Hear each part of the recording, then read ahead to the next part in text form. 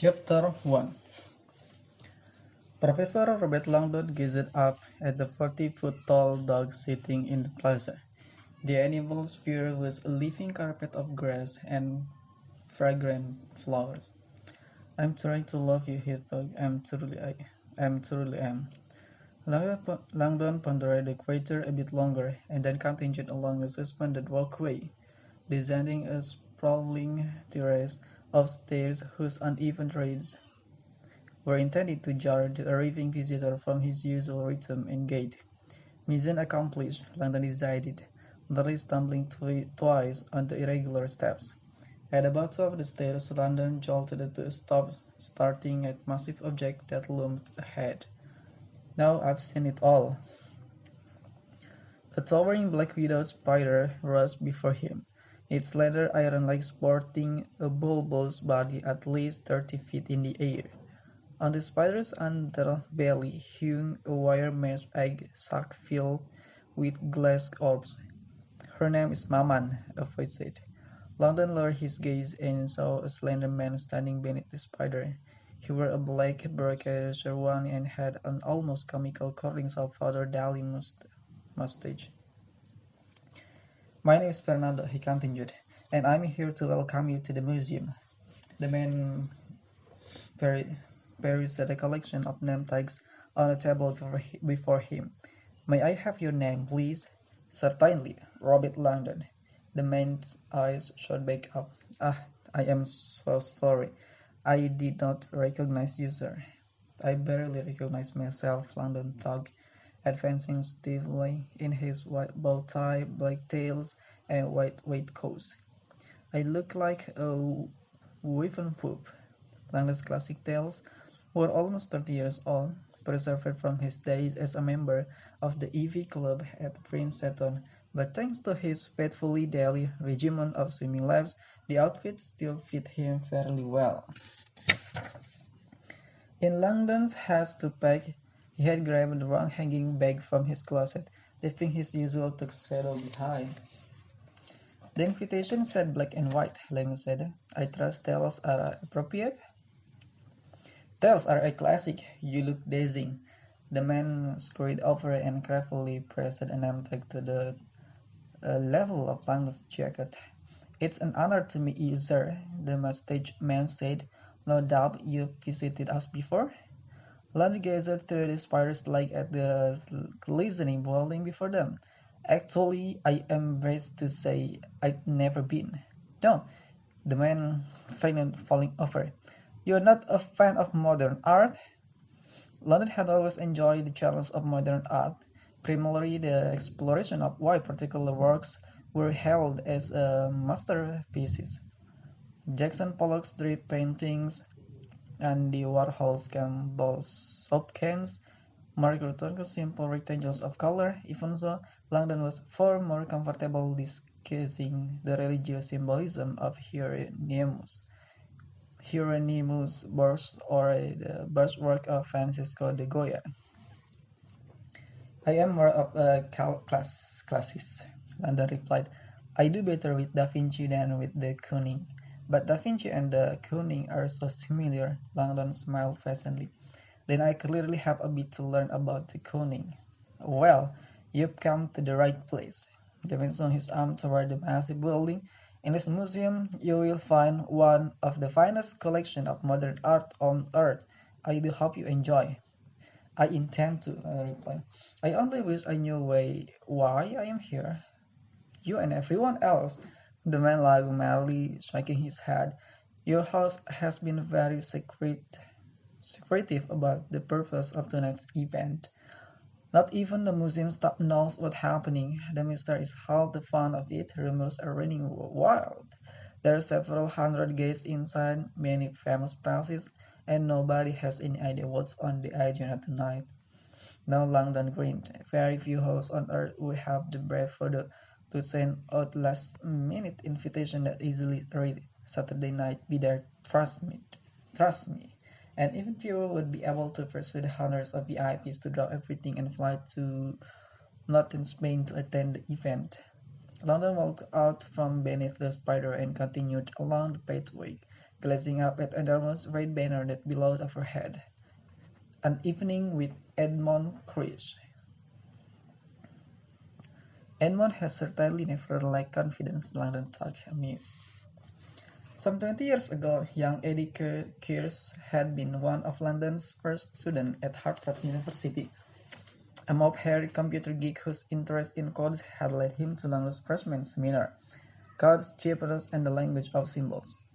The sophistication of Kears' intellect had impressed Langdon deeply, and although Kears eventually abandoned the dusty world of semiotics for the shining promise of computers, he and Langdon had developed a student-teacher bond that had kept them in contact over the past 2 decades since Kears' graduation.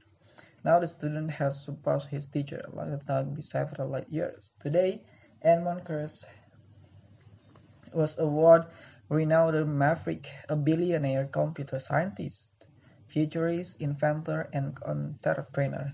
The 40-year-old had feathered an outstanding array of advanced technologies that represented major leaps forward in fields as diverse as robotics, brain science, artificial intelligence, and nanotechnology. And his accurate prediction about future scientists' breakthrough had created a mystical aura around the man. Linus suspected that Edmund's early knack for prognostication stemmed from his astoundingly broad knowledge of the world around him. For as long as London could remember, Edmund had been an insatiable bibliophile, reading everything in sight. The man's passion for books and his capacity for absorbing their contents surpassed anything London had ever witnessed. For the past few years, Chris had lived primarily in Spain, attributing his choice to an ongoing love affair with the country's old world charms, avant-garde architecture, eccentric green bars, and perfect weather. Once a year, when Chris returned to Cambridge to speak in the MIT Media Lab, Langdon would join him for a meal at one of the trendy new Boston hotspots that London had never held of. Their conversations were never about technology. All Chris ever wanted to discuss with Langdon was the arts. "You're my cultural connection, Robert," Chris often joked, "my own private Bachelor of Arts." The playful jab at London's marital status was particularly ironic, coming from a fellow bachelor who denounced monogamy as an affront to evolution, and had been photographed with a wide range of supermodels over the years. Considering Chris' reputation as innovator in computer science, one could easily have imagined him being a button-up techno-nerd, but he had instead fashioned himself into a modern pop icon who moved in celebrity circle, dressed in the latest styles, listened to arcane ground music, and collected a wide array of priceless impressionist and modern art. Chris often emailed Langdon to get his advice on a new piece of art he was considering for his collection.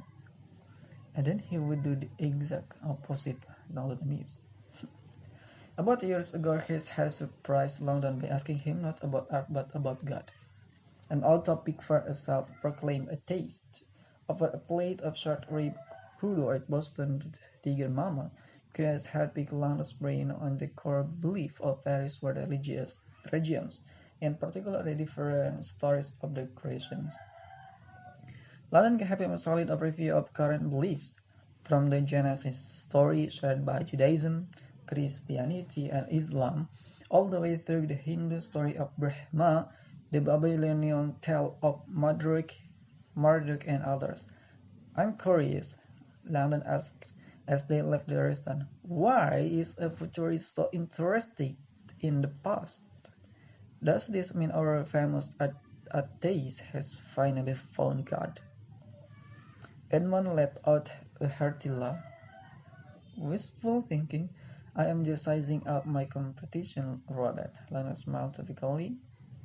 "Well, science and religion are not competitors. They are two different languages trying to tell the same theory. There's room in this world for both." After the meeting, Edmund had dropped out of contact for almost a year, and then, out of the blue 3 days ago, Langdon had received a FedEx envelope with a plane ticket, a hotel reservation, and a handwritten note from Edmond urging him to attend that event. It read, "Robert, it would mean the world to me if you all of people could attain. Your insights during our last conversation helped make this night possible." Tunnels were baffled. Nothing about the conversation seemed remotely relevant to an event that would be honestly by a futurist. The first envelope also included a black and white image of two people standing face to face. Chris had written a short poem to Langdon. "Robert, when you see me face to face, I'll reveal the empty space. Edmond."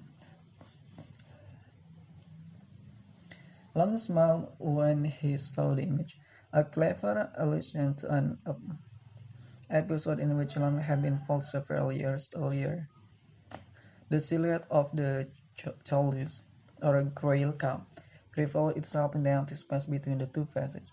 Now Langdon stood outside this museum, eager to learn what this former student was about to announce. A light breeze ruffled his jacket as he moved along the cement walkway on the bank of the meandering Nervion River, which had once been the lifeblood of a thriving industrial city. The air seemed vaguely of Chopper.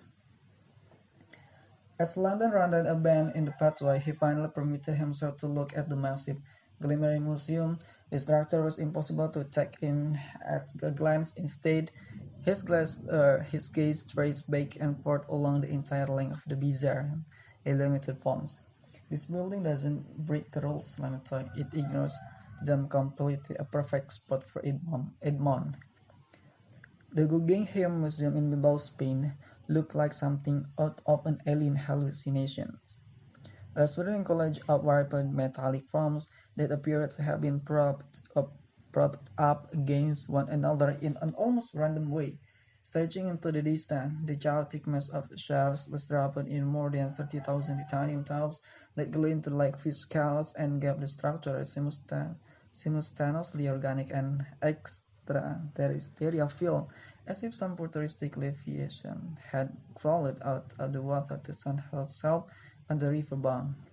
When the building was first unveiled in 1997, the New Yorker hailed its architect, Frank Gehry, as having designed a fantastic dream ship of undulating foam in a cloak of titanium. While other critics around the world gasped, "The greatest building out of time, mercurial, brilliant, and astonishing architectural feat."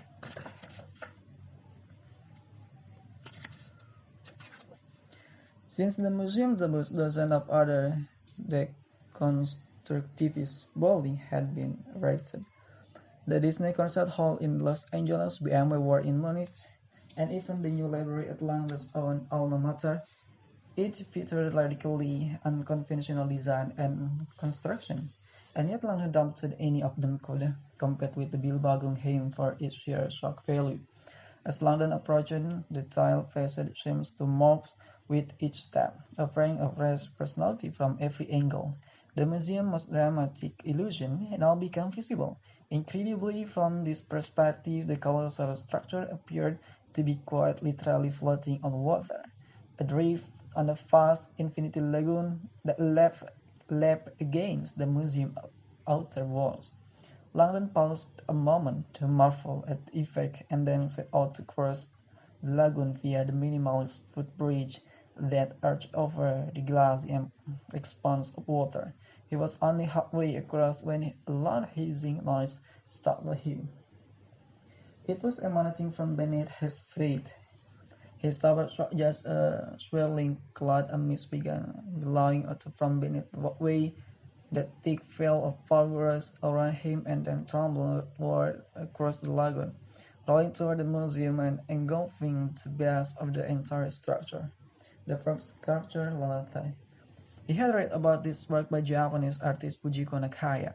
The sculpture was revolutionary in that it was constructed out of the medium of visible air, a wall of fog that materialized and dissipated over time, and because the breeze and atmospheric conditions were never identical one day to the next, The sculpture was different every time it appeared. The birds stopped hissing, and Langdon watched the wall of the fog settle silently across the lagoon, swirling and creeping as if it had a mind of its own. The effect was both ethereal and disorienting. The entire museum now appeared to be hovering over the water, resting weightlessly on a cloud, a ghost ship lost at sea. Just as London was about to set out again, the tranquil surface of the water was shattered by a series of small eruptions. Suddenly, five flaming pillars of fire shot skyward out of the lagoon, thundering steadily like rocket engines that pierced the maze-laden air and threw brilliant bursts of light across the museum's titanium tiles. London's own architectural taste tend more to the classical styling of museums like the Louvre or the Prado, and yet, as he watched the fog and the flame hover above the lagoon, he could think of no place more suitable than this ultra-modern museum to host an event run by a man who loved art and innovation, and who glimpsed the future so clearly. Now, walking through the maze, London pressed on the museum entrance, an enormous black hole in the replication structure.